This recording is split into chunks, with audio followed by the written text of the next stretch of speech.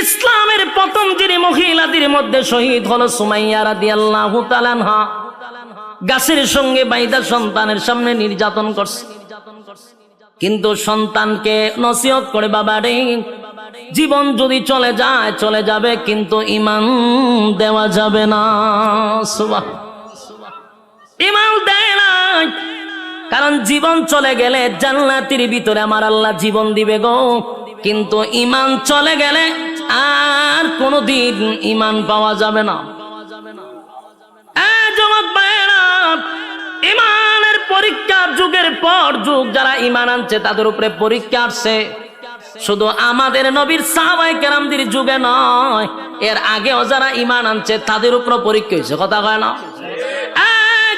ঈমানের পরীক্ষা আসছে। আল্লাহ রাব্বুল আলামিন রাসূলকে জানায়া দেয়, নবী গো, আপনার আগেও যারা ঈমান আনছে তাদের উপর পরীক্ষা আসছে।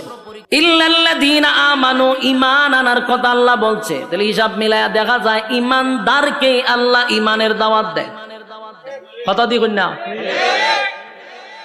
প্রশ্ন হলো, ঈমানদার, আমরা তো ঈমানের দাবি নিয়ে এখানে বসছি, কেউ কিন্তু বেঈমান হইয়া বসি নাই গো। সবার ভিতরে ঈমান আছে, দাড়ি আছে, টুপি আছে, নামাজ পড়ি, সর্বদিক মিলাইয়া ঈমানদার দাবি করে প্যান্ডেলের ভিতরে ঢুকলাম। এখন আমাদেরকে ঈমানের দাওয়াত দেওয়া হয় কেন? কথা কন। আল্লাহ বলেন ঈমান আনতে হবে। ঈমান তোমরা আনছি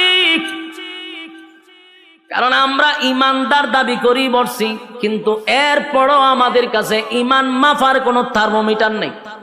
না আছে?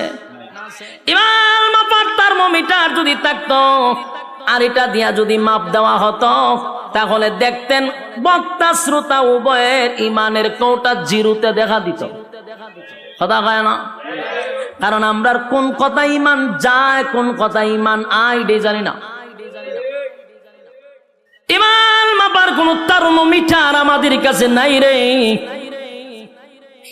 এই জন্য আমরা সুদ খায়াও ঈমানদার দাবি করি, ঘুষ খাওয়ার পর ঈমানদার দাবি করি, নামাজ না পড়াও ঈমানদার দাবি করি, টেন্ডারবাজি সাদাবাজি কইরাও ঈমানদার দাবি করি, খুন বদমাশি কইরা ঈমানদার দাবি করি, এরপরে দর্শনের সেঞ্চুরি করার পর ঈমানদার দাবি করি, আর লুটপাট করার পর ঈমানদার দাবি করি। বাস্তব না বাস্তব? এর একটা কারণ হলো ঈমান মাপার কোন থার্মোমিটার নাই, যার কারণে সবাই দাবি কইরা বসে রয়েছি আমরা ঈমানদার ঈমানদার। আমরা যদি আসলে ঈমানদার হতাম, তাহলে আল্লাহ ঈমানদারকে ঈমানের ওয়াজ করতো না।